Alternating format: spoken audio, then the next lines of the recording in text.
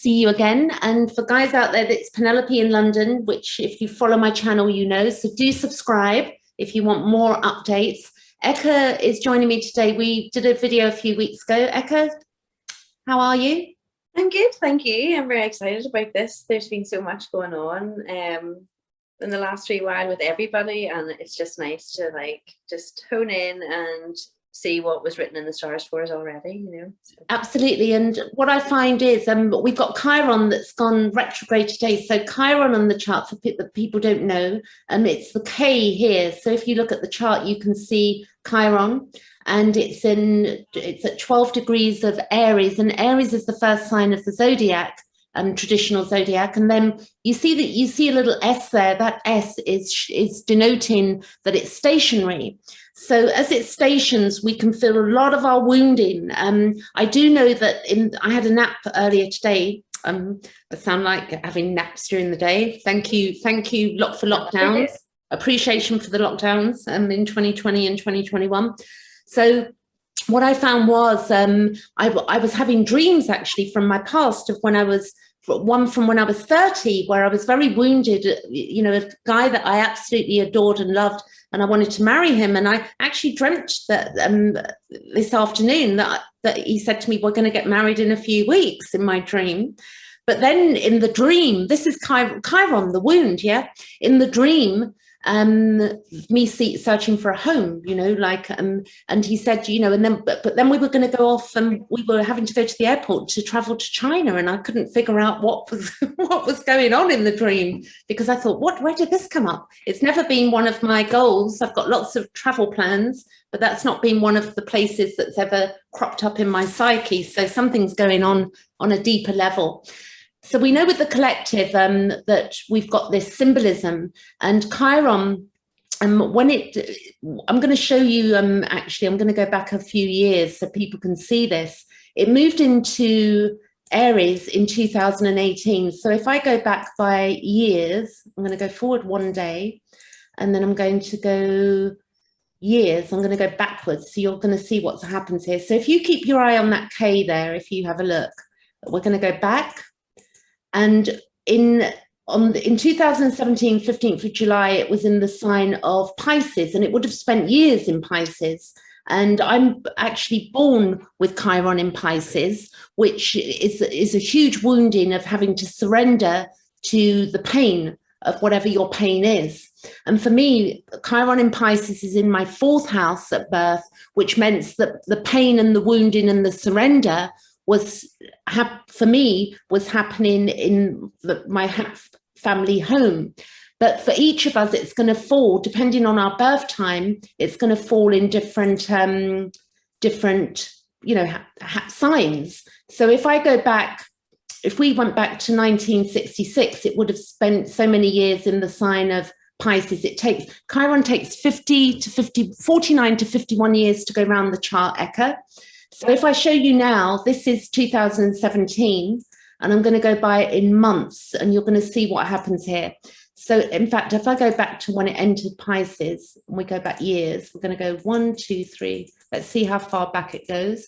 So if we go back, it entered in 2010, Chiron entered the sign of Pisces. And so now it's, if we go forward and we go forward years, you can see it's in Pisces there. We go 1, 2, 3, 4, 5, 6, 7 years, 8 years. So that's just about 8 years it's spent in Pisces, in the sign of Pisces. And then if we go back by months now, and we'll get it to 0 degrees, 29 degrees, you can see there. And then we're going to go forward by weeks. There you go. So there it's 0 degrees. This was this is April 2018 on this chart. I can't remember the exact day it entered, but it's here for many years to come. It's going to be there until I think 2026. And when Chiron entered Aries, what it meant was that we're turning inwards to heal ourselves. So you know, like when we're on an aeroplane, if the plane's going to go down, the air comes, what's it called, Eka? The thing that comes down, so you breathe in the air. Oh, they get like the oxygen mask. Yeah, the oxygen mask. Yeah. So we can't, and we're told you've got to put your own oxygen mask on first, aren't we? Yeah. Told that. And why are we told that? I don't need to ask you, but you might as well just play along with this where we're going here. If we don't die, huh? so that we don't die, and so that we can then help others. Yeah. So we wouldn't put somebody else's on first, we put our own on first, because if we're safe, then we can then help others. But so the whole point of Chiron in Aries until 2026 is we heal ourselves. So what's fascinating is if we then go, let's go months ahead, we're going to go, this is April 2018 currently, and we go 1, 2, 3, 4, 5, 6. 9, 10, 11, 12 months, 1 year. And that's 2020. So at 2020, it was April, it was in the sign of, it's still in the sign of Aries.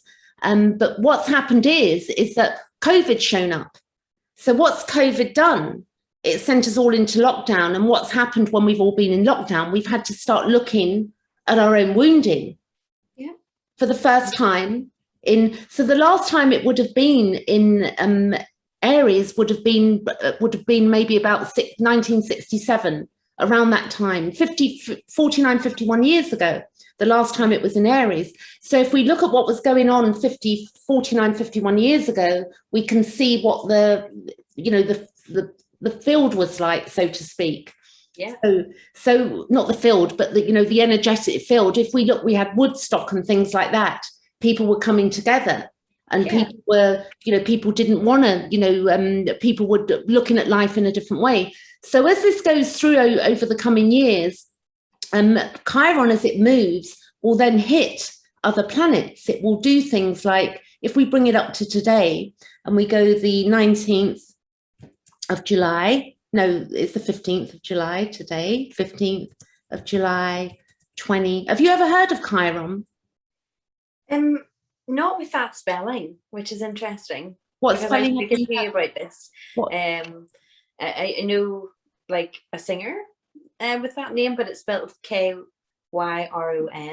Okay. So it's interesting, but I just hear words. I wasn't like, I'm not big on spelling and things like that. But then, I mean, I would have looked into like how words are broken down and stuff years ago, and actually a lot of the time spelling doesn't really mean an awful lot. It's just like the dialect, or like Scottish people could have the same thing as Irish people or English people, but they spell it different, but it's the same. So I don't know. Yeah. So it's fast. So Chiron in mythology, Chiron was born half man, half horse, and his mother, as a result, didn't want anything to do with him. She was completely horrified and thought, I don't want this. So the mythology is that Chiron then was very wounded because he'd been so abandoned. We all know what abandonment is, regardless of whether it's heavy trauma. We all get abandoned at some point. It may not be our parents that are our first abandoners. It could be, our abandonment could happen in the playground at school, where we get picked on or bullied, or we could have, it may be something about ourselves. So, for instance, Chiron in the first house, if we had Chiron in the first house at birth, then it would be, the wounding would be about our sense of self. The wounding would be the sense of self. If it's in the second house, the wounding would be around our values and our what we value, and whether people are not valuing us. Does that make sense? Yeah. In the third house, Chiron in Gemini, or the third house, or Gemini, or the third house, would be wounding around communication with siblings, and our sense of communicating with others, like subjective, our emotions. And in the fourth house, Chiron would be to do with the wounding would be around the home and the family. In the fifth house, the wounding would be to do with our fun, joy, and creativity. So I know people who've got a few people that have Chiron in the fifth house, and they struggle with being lighthearted and having fun. They struggle with that because they would have had a very serious childhood. They would have been wounded in some way. And I know from my own chart that my wounding was, in the family home quite severely for me. So In the 6th house, the wounding would be to do with our work and routines and our health. Yeah? Yeah. Interesting for you? Pardon? Yeah. In the 7th house, the wounding would be to do with our relationships and our partnerships. And in the 8th house, the wounding would be to do with all that's taboo, our sexuality, our merging with others. So as we go through the houses, we understand that each house defines an area of life. The 9th house would be to do with spirituality and also to do with religion, and also to do with overseas and to do with higher education. So there could be wounding in that area. So it's going to be different for everybody what the wounding is. In the 10th house, the wounding would be to do with the public eye and how we're seen in the public eye. And in the 11th house, the wounding would be around our hopes and dreams and our friendships. And in the 12th house, the wounding is to do with our sense of spirituality. And, you know, I'll go a bit deeper into this, but does that give you some understanding as somebody that's new to astrology, what the houses sort of define?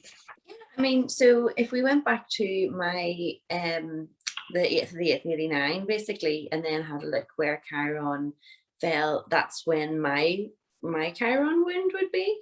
Yeah, well, have a look, because then your Chiron, which what you would also look at, it will be in the 9th house, but it will be in a particular sign. And the reason we understand the sign, if you recall that I'm Scorpio rising, we will look at your chart and my chart briefly so people can get a greater understanding of how astrology works. The reason the birth time is quite, you know, important, charts can be rectified to a degree, as long as we know the date and the time the date and the place we're born. There are defining points that can help somebody to rectify, because when we get the rising sign, for instance, I'm 27 degrees Scorpio, I do know that my first house starts at Scorpio. So it means that although my Chiron is in the 5th house, my Chiron is in the 4th house, my Chiron is in the sign of Pisces. So even if I didn't know because it takes so many years to move through a sign, we know now, even if a baby was born today and somebody forgot the time of that birth of the baby, the time, let's say a mother just doesn't record the time, which I think's, you know, it's a bit outrageous in reality now for somebody not to know the time of their baby. I can understand a mother not remembering, because clearly, you know, you're going through childbirth, and it can be, if you're in labor for 24 hours and it's painful, it's like, and the baby comes out, you're not going to say, oh, what time is it? But whenever we were all looking for our, you know, birth certificates for this sort of thing, none of the times were on it, which is very strange. Yes, you know? but it's very interesting. In certain parts of the world, they do have their birth times. So America's been quite good with birth times. The Americans. I think there are other countries that have, and some parents have been so doted over their little ones, or their, you know, maybe they were Virgos, or maybe they were, you know, had a lot of Gemini, and they said, I've got to write down the time of my baby and put it on the chart, and they'll have baby books and stuff like that, or they'll have the little baby bands, and they'll have the name, the time on the baby bands as an example. Yeah. So for most people, it will be a rough guesstimate, but clearly the closer we get, the better, because then we can see what's going on. So what we have, just make sure I'm here. Okay, so what we have is that we do know that if a baby was born today and in 30 years' time, it said, hey, mum, you know, what time was I born? And the mother says, I can't remember. The fact is, we do know that that baby born today is going to be born with a stationary Chiron, you know. Yeah. So I don't know what being born with a stationary Chiron means, because that's literally just gone retrograde. If we go a day back, we go back to yesterday, 2 days ago, Chiron is direct. You see there? It's 12 degrees and 55, I think you can see there. Is that 55? 55? Yeah. 55. And so we do, and then what we've done, we've gone a day ahead, which is to the 14th of July, which is the 14th of July, you can see up here. And on the 14th of July, it's gone stationary. And then on the 15th of July, it's still stationary. And then tomorrow, it's going to, you see the R pops up there. That's how we know that it's gone retrograde. Yeah? Right. Yeah. And when that goes retrograde now until the 19th of December, that's going to go backwards. It's going to go boom, boom, boom, boom, boom, back. So let's just jump ahead for the fun of it. Let's just jump ahead right now, and we're going to go to December. This is 16th of July, August, September, October, November, December, and it's still retrograde. And then if we go a day ahead, we're going to go a few days ahead, stations again, then it's stations, and then it basically goes direct on the 20th of December 2021. So it's moving back to 8 degrees. Now, as this goes backwards, it's going to be hitting other planets, because in the middle of the chart, we have all of these lines which are defining the degrees between planets. So we can see we've got trines, we've got squares. So what is a square? Let me just tell you. I found something earlier, actually, and I'm going to show you, which is going to, I'll put the book below. This is a brilliant book on Chiron. Can you see this on your screen? Yeah. This is Chiron by Melanie Reinhardt. She's a brilliant astrologer. And you can see there, this is the book, and it's called, can you read that there? Because I'm covering the screen there. The Healing Journey. Chiron and the Healing Journey. So this book contains some beautiful information on Chiron and the healing journey. So if we face it, the reality is in life is that we're all on this healing journey, whether it's we believe in past lives or even just from this life, even from coming out of the womb. I know that when I was told that when I came out of the womb, I was covered in eczema, top to toe. And so clearly I was under a lot of pressure, even in the womb myself. So often we can see chironic, the baby, Pluto, a plutonic birth and a chironic birth would show, how we've come into the world. And I don't know with you, Eka, I've not had children, but when you look at babies, do you agree that we see a soul? What do you see when you look into babies' eyes? Yeah, it's like raw soul, isn't it? Yeah. There's no costume yet. There's no even, particularly learned facial expressions or, yeah. And the oddest thing, whilst that we're being implanted, that's when our implantedness, when we're being implanted and all the implicit memories start kicking in and our training to be a good human being in the world. And what I find is babies know who they know. But a baby knows who is who. Yeah. Have you seen that look with them? Oh yeah, definitely. It's like, it's not even a look, it's like they remember your energy. Yeah. Yeah.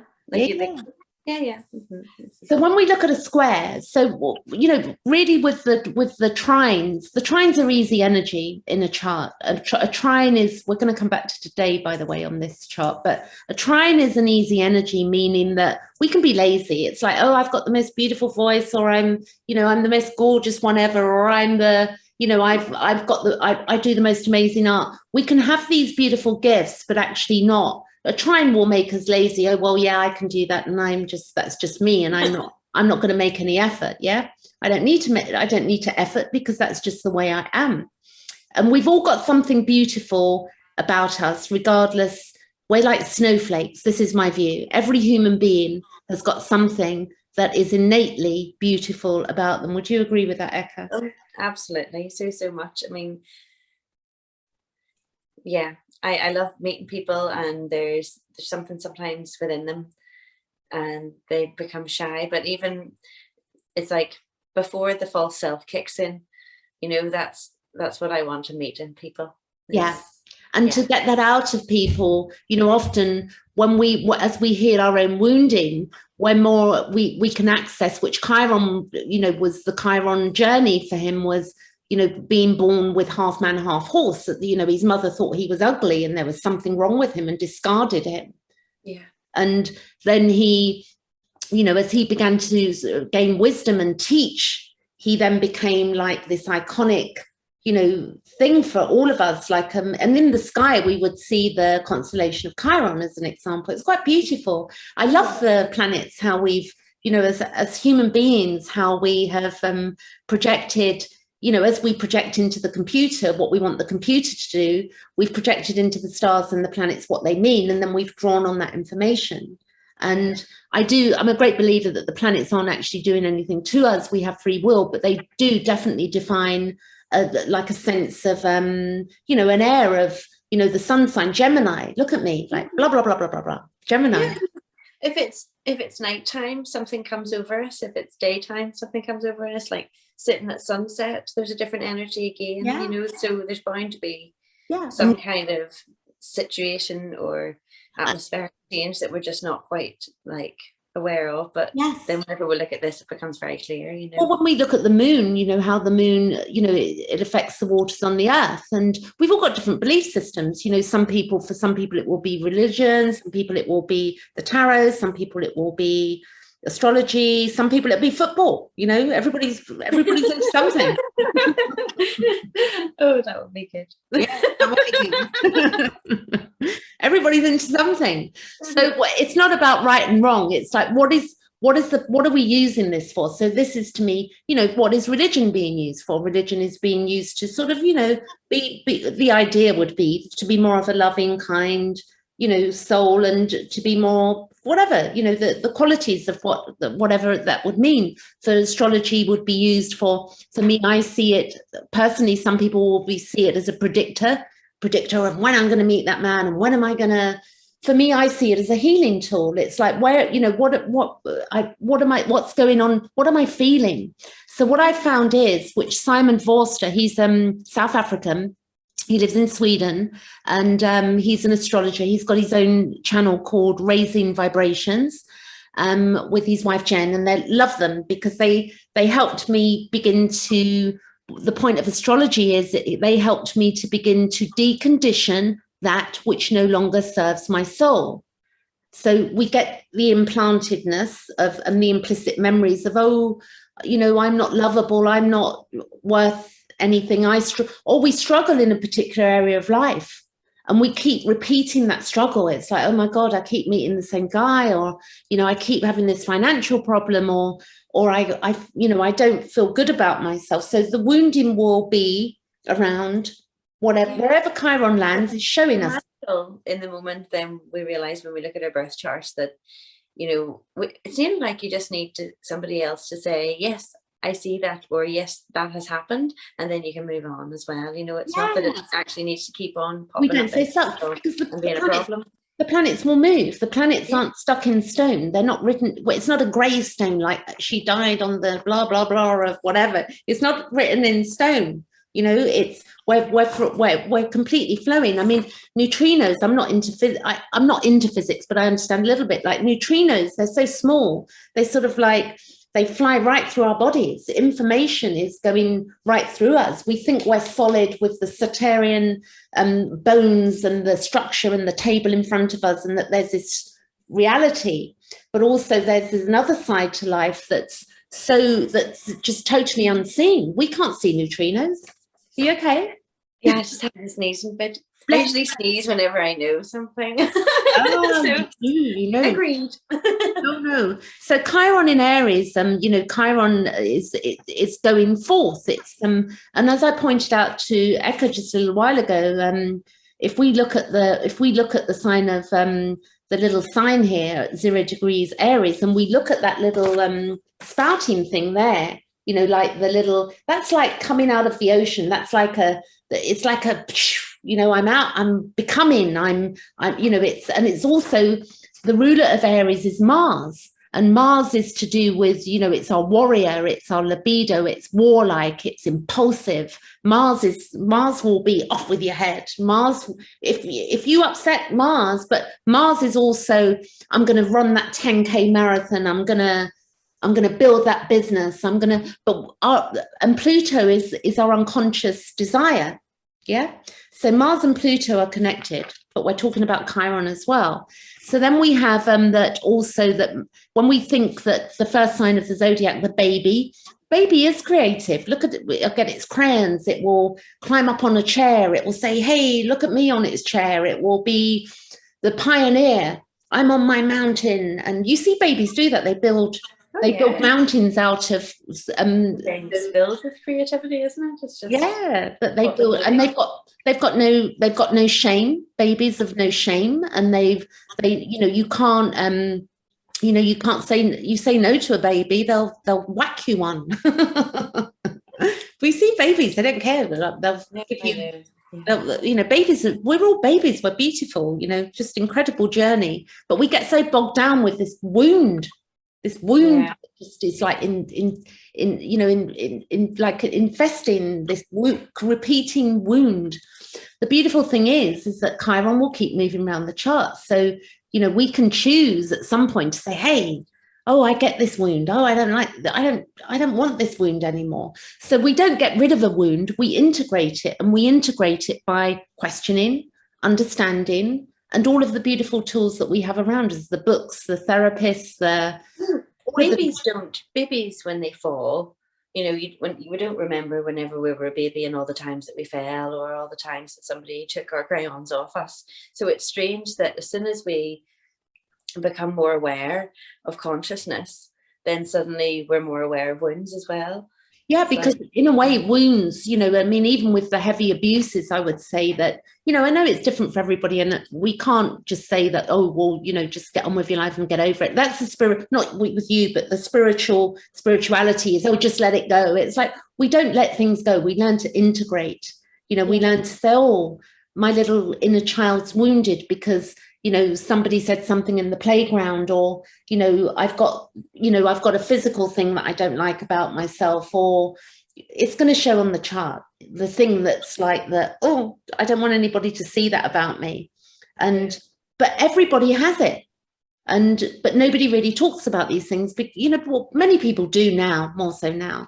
So the baby's got the, you know, Aries is confident and optimistic, and the key words are leadership, and also it's where what we need to do is, so what we're learning to do collectively right now, if we look at the collective chart, we're learning to redirect our energy from because of the lockdowns, we've been put in this perfect position where we've all been able to say, oh, I don't have to rush around like a, you know, it depends clearly. I mean, for the nurses that have been, you know, had to work all through COVID, there are different people, you know, more people were on lockdown than had to work. The food suppliers had to work. The certain professions had to keep going regardless. So some people have had no time to themselves. You know that? Do you know people that have had to work all the way through? Yeah, I mean, they have well, whenever you're having a general conversation about things, they do seem more like, I don't want to be like rude, but they seem like they're from before. Whereas the people who have had time to have like thoughts to themselves and really like regroup on the whole way they're running their life, they seem a lot more, I don't know, maybe just less rushed in general. But then, I mean, the other people, they need their opportunity as well, you know. They do. They need hopefully someone, you know, will actually say, look, all those that have been working the whole way through, go and take at least a month off and have time for your brain, because everybody's mindset has changed during this, you know, whether we're aware of it or not. So even just to be able to integrate with each other again in that way, like as having time off, we've been able to like spend that time thinking about it, whereas maybe, I don't know, life's very short, you know. It's good to be able to regroup every so often. Like, wasn't it the Vikings who used to take themselves off on journeys, you know, cut their beard, cut their hair, and then whenever they saw them again, they knew how long they'd been away because of the length of their hair, you know. So it's like we need some kind of mark even for them as well, you know. I agree, and this is where we, you know, being, you know, really, and also I think it's given us the opportunity to be a bit more humble with each other as well. And yeah, definitely. You know, having to wear the masks has actually taken away that you know, the, oh, look at me, look at me, la la la, you know, look at my car. Nobody's cared. Like, they don't care what you drive, who's been looking at people's handbags and whilst they've been wearing a mask? It's like, who cares, you know? Like Sims, as we, you know, like being like Sims with like the gaps between us and only allowed to walk certain distances in certain directions and all. That's, yeah. And acknowledging each other as well, like, you know, stepping back when somebody's walking down the pavement and, you know, letting them go. We've learned some good skills, you know. Definitely. So it has been humbling, and clearly not every single soul on the planet, but, you know, we can generally say that, you know, we can see that there's been a lot of good stuff that's come out of this. So then we, you know, basically getting a clearer focus on what we want, because we're looking at ourselves inward. And this is going on till 2026. And it doesn't mean we'll be in lockdowns till 2026. But then again, I'm not, who knows? Fast forward the clock and So then we have the Chiron return, and it's where we're having this opportunity, you know, a Chiron return at age 49 to 51. A lot of people will have a meltdown if they've not taken the time to integrate the wounding. So most people completely change careers when they get to 50, 51. Most people think, oh my God, you know, what have I been doing for the last 30 years? So when I had my Chiron return in 2017, I had a complete breakdown. I lost my business, I lost everything. And so I then began to look at my trauma and face the past and the people in the past. And I'm now like a new model of version of myself. I'm more outspoken. I'm helping others that have been through similar to myself, and I'm doing things that I enjoy. I'm being creative. So, you know, so we're all going through. So we're going to look at our charts as well. But as a child, it's whatever enters our field of awareness that, you know, that we focus on as well. So we're not, and as adults, we tend to be looking for the field of awareness. We're looking at one particular thing with our woundedness. We're not looking for the new stuff. So the reason we continuously stay wounded in the woundedness is because we keep looking at that scab, like, and picking it off and saying, oh, look, he doesn't love me, or, oh, look what my parents did to me. And we have to go through that. It's not that we have to, but we can understand why we go through those phases. Yeah. We can't just switch off and integrate and say. That's how you clean up, isn't it? Hmm? Get messy and then clean again. So yeah. You clean up. Yeah. So Chiron in Aries has made us turn inwards. We've had no choice. So it's by design or whatever, we can see as astrologers that Pluto, when it entered Capricorn in 2008, it's in the next few years, 2024, it will be out. For 20 years, it's going to be moving through the sign of Aquarius, which is, you know, it is our hopes and dreams. So clearly people have got different hopes and dreams right now. Some people have got hopes and dreams. They just want to get on with where they left off. And then other people are saying, oh no, I'm not living like this anymore. I've decided that my inner child and myself, I want to go off and grow vegetables, and I want to hang out with like-minded people, and I want to do these retreats, or I'm going to want to do, you know, I want to be something new. So it's a new pioneering fresh start of having integrated or integrating, which we're currently doing, that wound. Chiron in Taurus will be where we begin to heal our values and our money systems, you know. So Chiron will take 2027, it will move into the sign of Taurus. Yeah. Chiron will go into the sign of Taurus in 2027, and we'll begin to look at our values and our needs, our inner needs. So then we've got also that the Chiron wound is where we feel blocked and where we feel our limitations, and it's going over the same issue. So I know for me, the same issue is my wounding is, you know, it's like there is nobody. It sounds so sad. There's no, you know, nobody loves me, and, you know, they were so horrible this is my wound. I've gone on for years.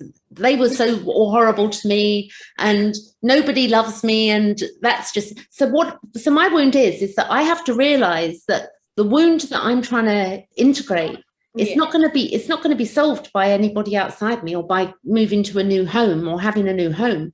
The wound is going to be solved in me understanding, integrated, that the inner home is within me, and that I don't need somebody else in order to, it sounds really harsh, but I don't need another. Yeah, it's a good moment, you know. Yeah, I don't need to have another, I don't need a guy, or I don't need a particular somebody or a job or somebody to heal that wound, that I'm actually okay in my inner home, Yeah, it's a beautiful inner home. You got it. Yeah. So the destiny is our north node, you know, so the destiny is our north node. So the chart all gets integrated. So then if we look where the Chiron, we know that Chiron's stationary and it's going to be until then. So then if we went, for instance, now, I'm going to share screen. And what we're going to do is jump in the deep end and look at your chart. Oh, hang on a minute. We're going to go out of that. I'm sharing with this spotlight, and we're going to go. So here we've got this is your chart. Okay, so we know that you're a beautiful Leo. You've got this, you shine like the sun. Is that correct? Maybe. Right. So if we then go that, this is just food for thought, and we're not going to go into our personal lives. What we're showing people is how we can relate to our own Chiron and help ourselves, because we've all got the Achilles heel of Chiron, where the arrow in the foot. Have you ever seen the statue where the guy's got the arrow in the foot? Achilles. Yeah, it's in the back of his ankle, isn't it? Yeah. Take them down. I was in San Francisco in about 2009, and on the hill, one of the biggest hills, they've got the guy with the arrow in his foot, the statue. I'm sure there's more than one statue. I must have a nosy online. Have a wee look and see if I can find it. Sorry? I must have a wee look online to see if I can find it. Sounds like it's hard. So let's say today that we were, we're going to look at minus one in the fourth house. We're not going to go through each one because we can, we'll do a brief but if we say, we're just going to see how this sits. So we know, the other thing I'm going to tell you as well is, and this is really small, so I'm going to have to, before I go any further, can you see that I've expanded the screen here quite significantly? Yeah. You can see that. Can you see the chart, the colourful chart here? Yes. You are seeing the same. So this is your chart. So what we would do as astrologers, we would say, we can see the Chiron is here. Can you see the K? Yeah. Okay. So then we would go along this chart, right? And we would say, what is Chiron doing in Eka's chart? So we can see that Chiron is trining your Pluto. Now that's beautiful. Yeah. Okay. Is this your chart? Yes, it is. Okay. Chiron is trine to Pluto. Now the trine is, you remember, it's the easy energy. The opposition to Neptune. So Chiron is opposing Neptune. So what does that look like on your chart? We can see that your Chiron in the ninth house is opposing here your Neptune. Yeah. Okay. Yeah. Okay, it's opposing your Neptune. So what else is Chiron doing? It's also Chiron is opposing your Neptune, and it's also opposing your Saturn. So Neptune is beyond this five senses, our spirituality, and Saturn is to do with our restriction. It's father, patriarchal rule, law. Yeah. So we can see again, Chiron is 12 degrees in Cancer, and we can see that it's opposing your Neptune, and it's opposing your Saturn in the sign of your third house, which is communication and siblings, and it's in the sign of those are in the sign of Capricorn. So what else is your Chiron doing? Your Chiron is sextile to your Venus, which is beautiful. This is your ability to help other people's heal. Yeah. Yeah. And then your Chiron, if we go down, vertex I won't go into, but it's sextile to your vertex. And then we've also got that it's square to Isis, and Isis was to do with the feminine. It's biquintal to Jung, which we won't go into today. And then it's square to your Eris, and then it's trine to your Lilith. So the feminine energy there is very brought into your healing yourself and others, like with the gift of Chiron. Lilith was thrown out of the Garden of Eden because she wouldn't lay below Adam. Naughty rabbit she was. She said, I'm not doing that to God. And God, she was cast out and made into the wicked witch of the West, so to speak. And they made her into a demon in the mythology. A few more of those about these days, I think. So it's interesting that your Chiron, which is your chironic wound, is actually trining to your Lilith. So you've got an ability there to help the feminine also heal. So the feminine is just not the male, the masculine, the male has the psyche, has the feminine aspect as well. And then the other thing your Chiron is doing is that it's square to your ascendant. So if we look at your Chiron here and your ascendant, we see that you've got the red line and it's squaring to your ascendant here. So we can begin to understand what's happening, what you're healing in this lifetime. So if I make this back to 100 degrees there, 100 not degrees, 100 zoom in degrees, we can say that what does Chiron is in your 9th house, but it's also in the sign of Cancer. Okay, you see here.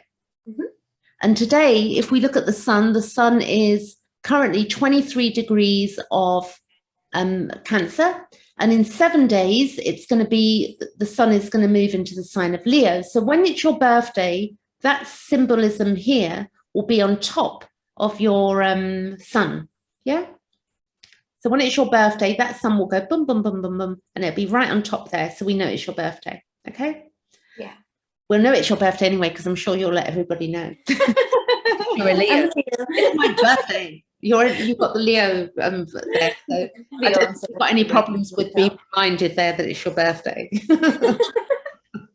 Somehow. So then we've got, so when we look at the Chiron wounding, what are we looking at there? So we're not saying this is written in stone, but I'm giving you some understanding that we know that your Chiron, number 1, is in the 9th house, and number 2, that it's in the sign of Cancer. And then we know now what it's doing. It's opposing the restriction, and it's opposing, you know, the Saturn, and it's opposing the Neptune. And then we also know that it's squaring to your ascendant. So there's all of these things going on. So when something's square, when we have the square to a planet, when it's a square, we know that it's about, we're trying to manifest something and it's uncomfortable. So something wants to happen and we can feel blocked. So there's like a blockage there. But at the same time, the point is with a square is that it will manifest. So a square is like something's going to manifest because it has to manifest. Yeah? Yeah, better do. So the energy of a square is like, I've been exercising, I'm now up to 30 minutes every day without fail. I've got my rebounder and I'm doing this workout every day. I'm lifting weights and every day I'm doing that. First of all, I was doing like, 40 squats a day, 20 and 20. And now it's really easy. Like yeah, I've been doing 20 squats and then having a break, doing another 20 within. And now it's like, oh my God, these squats are really easy. Like I can do another 10 easily. So the tension when I first started doing the squats was like, oh my God, my poor legs. So the tension is necessary in order for us to build, the growth, the integrate into my muscles, the memory that Penelope can do 40 squats like easily now. So yeah. I could probably do I could do 2 sets of 30 instead. Yeah. Yeah. And then, so we have the tension and we understand what a square is. So people in astrology can say, oh my God, my moon is square Pluto. They get scared. There's nothing to be afraid of in astrology. Astrology is not doing anything to us. It's a way of reading symbolism as we would read a piece of music. So let's read what your 9th house, what it would mean. So this can show. So it doesn't mean that you're stuck there because we have to remember that from your birthday, you've actually grown and moved, you've been moving through since you were born there. Chiron's gone bum, bum, bum, bum, bum, bum. Yeah. Mm-hmm. And Chiron at the moment is all the way around here. Yeah. It's in Aries in your 6th house, which is work and routine. So that's the transit. And then when you're 49 to 51, Chiron's going to be up here. And that will be your Chiron return. And the point would be that by the Chiron return is that you've done your healing work. As it's moved through each house, you're given the opportunity to work on an area of life. So I got a wee flash of that today. Like, I don't know if everyone's mind's the same. I mean, you think about meditation and people say, I think a thought. And we don't actually think it because no one can predict the next thought they're going to have. It's all spontaneous, but sometimes we get little flashes of, I don't know if it's the future or what we intend the future to be or whatever. And it's just, even you're saying 50-51 there. That's funny. Well, it is because the thing is that, so for me, You know, I think that, you know, for me, definitely I had a turning point at my Chiron return. I had my breakdown, but I had that dark night of the soul and the breakdown. I actually speeded up my evolution to say, come on, get on with this, heal this. Yeah. You know, because the thing is that, you know, I mean, when I had my Chiron return, I lost 20 pounds in weight. I lost my business that I'd had for 30 years, and I lost my hair. You know, it just couldn't get any worse. You know, it's like boom, boom, boom. And I lost an imaginary boyfriend who, you know, who turned out to be a Buddhist. Well, he wasn't a Buddhist, put it that way. So he was something, but he wasn't that. So we could see that, you know, the challenges, and a parental care came back into my life, which was very traumatic for me, because there was, you know, and then I was able to, you know, integrate what that meant to me and how I was going to live the rest of my life, and what the patriarchal, you know, shoulds and shouldn'ts, and how I should forgive, and all of my views changed on what was right for me, instead of letting society dictate to me what I should do about being so wounded. You know, oh, you have to let it go and you have to forgive, which is very damaging for people who've been in trauma. You know, people that are being traumatized now, or, you know, the trafficking, the abuses in the, you know, the society, patriarchal, governmental, all of these different abuses that go on. So Chiron is in Aries is really allowing us to say, hey, I'm going to heal my body. I'm going to look at my immune system. I'm going to, what foods am I eating? So not just one thing, multiple things, you know, because there are things that help us in science as well. I'm not out ruling that, you know, it's not just, you know, where I'm coming from here, Eka? Yeah, definitely. You know, there's not one fix wonder. No, it's a multitude of all these things, a mixture as well, and everyone's got their own little concoction that works for them, and then it changes and we have to try something new again. Yeah, because, you know, like the bacteria in the body, the healthy bacteria, you know, our gut flora, you know, we need to balance that out as we go through day to day. You know, we eat something, it has an effect with that, you know, I used to be able to eat that, I can't really eat that anymore. So this is like life, we're tweaking it constantly. Yeah. So we don't, you know, in a way, the Chiron in Aries is like, I don't need to be the warrior and to be the recognized and be powerful. I don't need to strive for something that's, you know, so, what would be the word? You know, I don't need to be leveled all the time. Good enough. We were born to evolve. If we're not evolving, we'll die. So let's see. So the deepest, the wound that needs to be integrated with the Chiron in the 9th house, resides in expansion, and this can be physically. It can be physically, or it can mean travel, or our mentality, or our philosophy.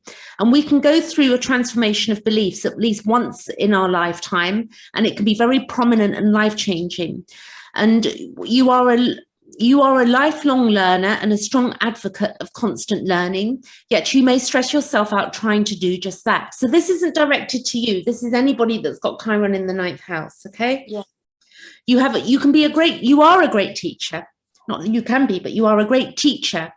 But if you don't allow your mind to expand and see other sides to things, you can be arrogant and unwavering. You can put a lot of stress on yourself to follow what you currently believe, and yet allow others to be flexible in their approaches and offer multiple ways of doing things to others. You enjoy helping others expand, yet you can be afraid to expand yourself. It's important to keep continuing to expand your mind so that you can, through travel, study, and listening to others.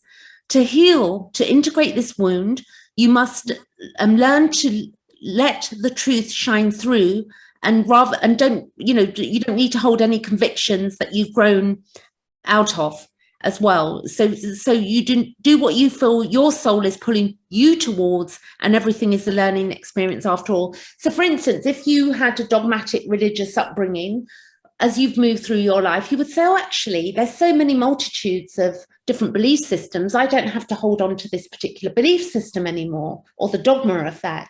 So I don't know what your view is on what I've said there. I mean, I I believe in terms of religions, I believe in all of them, but I don't believe that all of them have all good and all bad, you know. So I, some of my friends would, you know, I like rainbows and things like that, and they'll call me a wee rainbow, but there's so many. Were you sorry?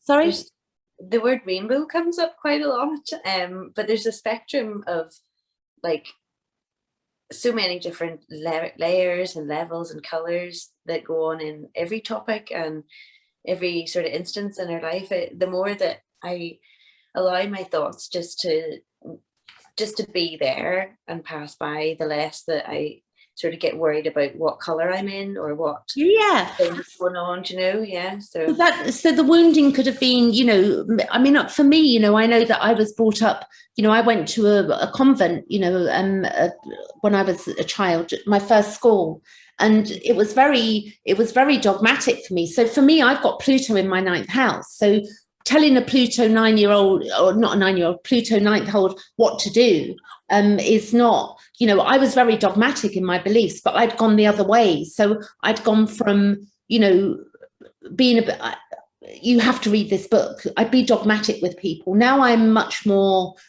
I'm easier, you know, I don't say that this is the only way. You know, this is the only way. I mean, we can all get very excited about new information that we've found and want to share it in a way, but I suppose it is about how we then share what we're sharing, isn't it? So yeah, there's a way of sharing. And also with the ninth house, if we're trying to teach, what we would do is, if somebody doesn't understand what we're saying, what we would do is that we would say, oh, so instead of me, you know, meeting somebody and saying, oh, I'm an astrologer and your sun is here and blah, blah, blah. I'd say, oh, have you ever looked at astrology? And they might say, no, what is that? And I'd say, well, astrology is, you know, it's a snapshot of the time and place and date of your birth and where the planets landed. And I would, so instead of, I used to be very much like dogma telling people, this is just me with the ninth house Pluto. Now I'm more, Simon Vorster taught me that. He said, you know, to get around that, because otherwise people won't listen to me. You know, I know that. But with your ninth house, with your, you know, the wounding here, what you're doing is you're teaching other people, you know, you're teaching other people, to, you know, through what you know and being open in that area. So would you agree that would you say that have you ever had wounding in that area, or, you know, at school or when you were young? Yeah, I mean, I actually went to an all-girls school and was bullied for the last 2 years. I mean, I've been somebody, I don't know, people seem to confide in me, and I like that, that's nice, you know, but that's your Cancer, that's your beautiful Cancer. So that now this is the thing, what's very, very interesting. So people do confide in you, you said? Oh yeah, so I mean, and then something sometimes washes over people or comes over them like a little while later, and they freak out and will project what they've told you about themselves to everyone, and make out, you know, like the secret that they have told you is what you did. So, and this has happened several times, but I think it's in the nature of getting close with people who aren't used to having that. I mean, I had an amazing best friend. We spent a lot of time together, and her mum childminded me. So we had a lot of like close times, and that's where I think, I don't know, like I'm a good wee cavern, you know, secrets. But yeah, whenever people, I don't know, can't trust that I'm trustworthy, then it seems to go because downhill, you know. So that maybe that was quite bad. And then with my parents splitting up as well, there was a lot of secret keeping between one and the other. Yeah, because the ninth house is about the truth, you know, it's about justice and truth and law as well. Yeah, so, and you know, I mean, I have seizures, and I've met so many women, a lot of women last year, which is weird, that had seizures, and they were calling me to do different things whenever it wasn't to do with seizures, but then they told me that they had them. And it was like, the reason that I was there was to find out why they were having seizures, but they didn't say it directly. And a lot of the time it was that they were having to keep secrets or deal with information or people acting a certain way around them that they shouldn't tolerate. Let's be Okay. fair. So let me just explain this, going a bit deeper then. So the ninth house, although it's in Cancer, the ninth house is actually Sagittarius, which is the truth, law, justice, and also, you know, to do with the religion. So when you think, if we go back 500 years ago, if people believed in a different religion, they would have been burnt at the stake. Yeah. So the history of, you know, religion is not very pretty, you know. Not just religion, but the... I know. And I mean, even if we're talking about, you know, people, you know, having to deal with situations against their will and having seizures and things, the ones that were having the seizures because of the maltreatment would be burnt at the stake for being a witch. Yes. So, you know, it's all absolutely nuts. I mean, there's a reason why all the rise in people with trauma are coming up, and people are listening to them now because they've been treated horrendously throughout their lives, like anybody even with what we call mental illness or has ended up in an asylum. Yeah. You know, they're there because they've had enough rubbish happen to them in their life. It's not because they're the ones necessarily making the rubbish happen to them, you know, it's just they're really good at holding it all in until one day it all just cracks. Yeah. And then they go in there to be maybe not so much anymore, but whenever they were making loads of new drugs and different things, they used to test them out in their food and whatever. So those people were never getting out of there. It's just like there's a reason why people with trauma are saying, no more. It's you guys, the crazy people who don't understand trauma. That are making us crazy, you know. Yeah, and the amazing people that have shown up, like Gabor Mate. I mean, we went through The Secret and all of the, you know, the movie of The Secret and all of that sort of stuff. Of all you've got to do is vibrate at a different level, which, you know, quite frankly, so it's still sort of quite mystical, as if there's like a hidden treasure somewhere you still have to find. But it shouldn't be like that. It should be that we go to school, we all treat each other with respect. And then this all starts to unravel rather than have to go seeking it as an adult and look like the weird one in the group. Well, even in the childhood home. So now I'm going to tell you what's very interesting, which you'll need to understand as well, is that that Chiron is also in the sign of Cancer. Now, traditionally, can you see that that's in the sign of Cancer there? Mm-hmm. That's Cancer, the sign is Cancer. So let me just show you this now so that you understand this. And this is for anybody watching as well. This is educational. This isn't just all about us. This is a learning about how we look at things. So let me show you this. And we're going to go to this chart. So you see that here is Aries. Can you see the white chart now? Yep. Can you see that this is Aries here? Can you see that there? Aries, 0 degrees. So the fourth house is actually Cancer. Yeah? Mm-hmm. You see here? This is Cancer. So if we go back to your chart now, and we go back to this chart, we understand that also that we got the sign of Cancer. So this is the other part of your Chiron, that this shows also that the wound is also residing in your family life, and it can predict a childhood whether you've either been cast out or confinement, or even, you know, having a parent that was disabled or not present or in constant need of attention. Okay.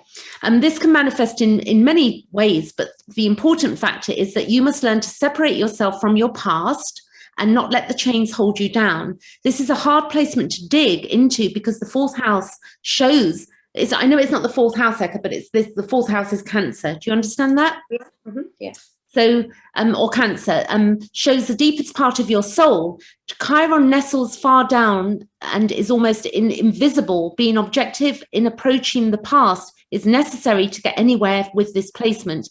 I don't particularly, I've got forgiving or integrating the past. I prefer, rather than saying forgiving, I prefer the word integrating the past, because forgiving is, for some people, forgiving is a bit of far of a too stretch in their early healing days. And I don't believe it's balm for every soul. So I prefer the word integrating the past is needed.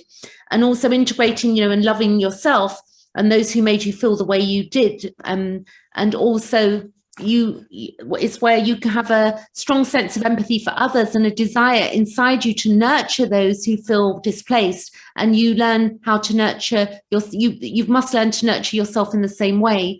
And once you've integrated the past and learn and allow self-nurturing and open yourself up to a world without fear of getting hurt, you can transcend all of the pain. Isn't that beautiful? Yeah. So now beautiful.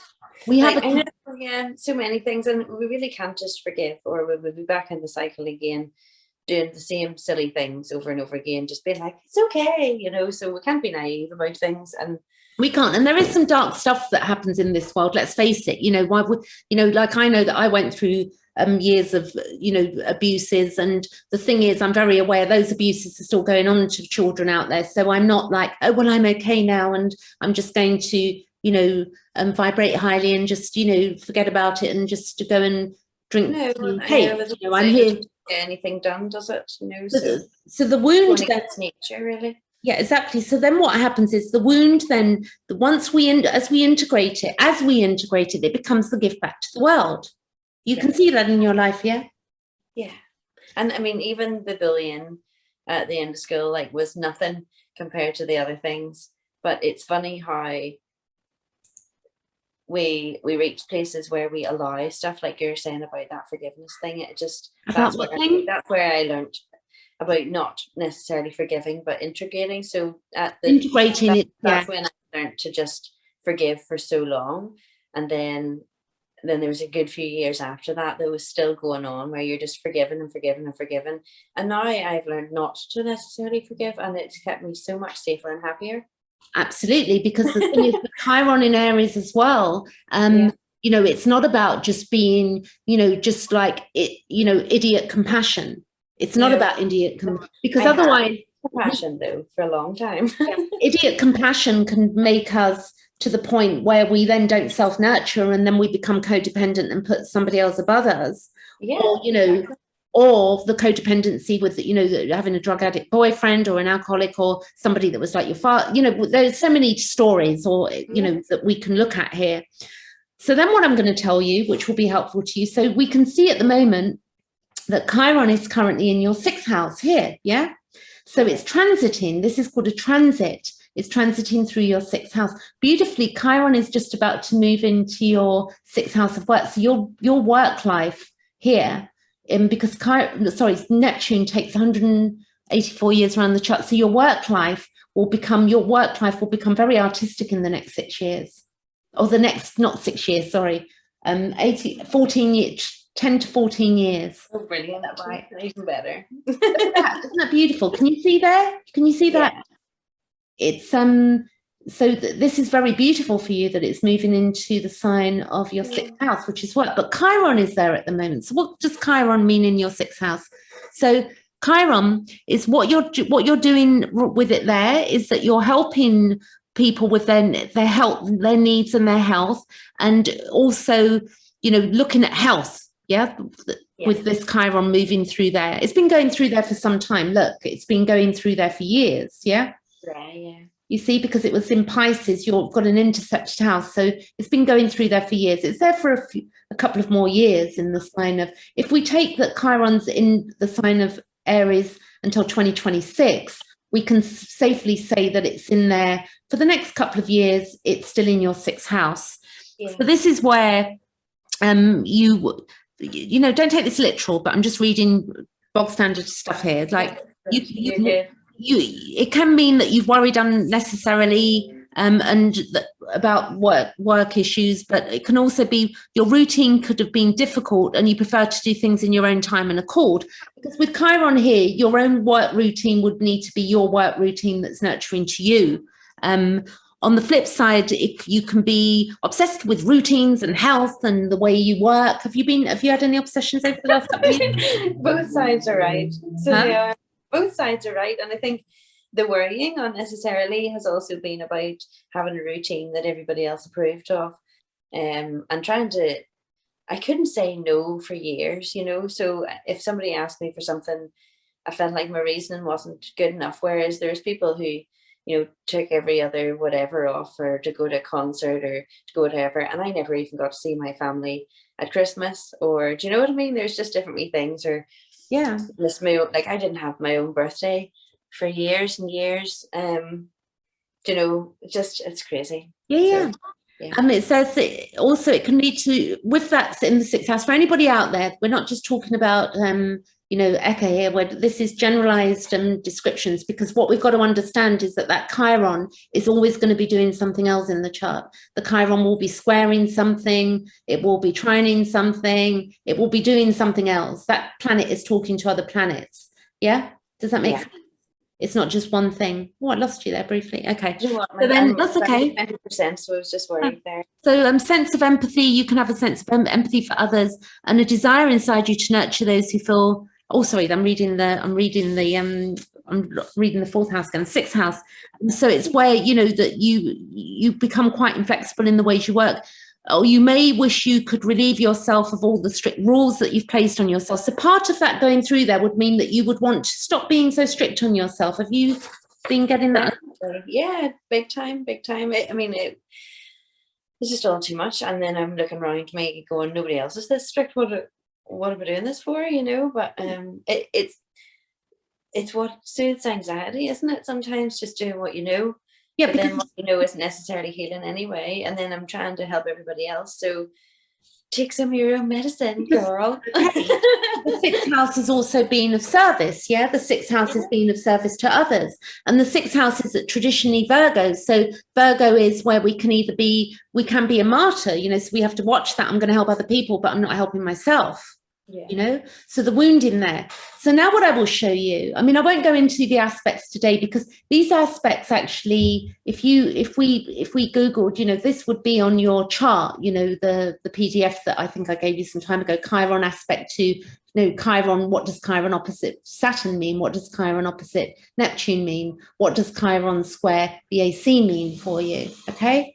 Square the AC, so different things. So now if I show you briefly, and we're not going to go too deeply into my chart, but I'm just going to give you an example so you get a bit of a lesson out of this. Not a lesson, but something that you understand about me. So if we look that my Chiron at birth is in Pisces, but it's conjunct. My Chiron is in top 25 degrees, 27 degrees of Saturn. So it shows that I've been heavily restricted in the childhood home, the fourth house, which is also the sign of Cancer, but it was in Pisces. So not only have I had to surrender, but we've got the connection of the fourth house thing going on there. Do you remember I just read to you what the fourth house meant, that if we go back over this, that the fourth house shows your deepest wound residing in your home and family life. It can predict a difficult childhood, confinement to the home, being cast out, or having a disabled parent, or an addictive parent, and an addictive thing going on there. So ours are the same with Saturn. Is that what you're saying? No, you're not the same with Saturn. You've got Saturn in Cancer. Okay. You've got Chiron in the 9th house in Cancer. Do you remember that? Yeah. Let me show you again. I want to show you. Look, there's your Chiron. Yeah. In Cancer, in the 9th house. Yeah? Okay. Get it? So now if we go forward and make sure you see my chart here. Can you see my chart? Yeah. Right. So if you look at mine, my Cancer is the 4th house. So I've got my Chiron is in Pisces. Okay. Yeah. In the sign also of in the 4th house, which is Cancer. So we've got the same connection of having a wound residing in the family home and predicting a difficult childhood. Can be confinement to the home, being cast out, or having a disabled parent, or an addictive parent, or a parent that's not what's the word? Not present. Yes. Yeah. Mm-hmm. Parent that's not present, either through alcohol or some other addiction or something else. It can be anything, or disabled. Yeah. This can manifest in many ways, but the most important factor is that you must learn to separate yourself from your past and not let the chains hold you down. So all of my life, I felt held down by the chains of my past. Yeah. Until my Chiron returned. And then I broke free of those chains. And then Chiron nestles, because it's the deepest part of the chart here. The height of the chart, the deepest part. You've also got this symbolism. Being objective in approaching the past is necessary to get anywhere with this placement. Integrating, forgiving, the word Penelope doesn't like, integrating the past is needed.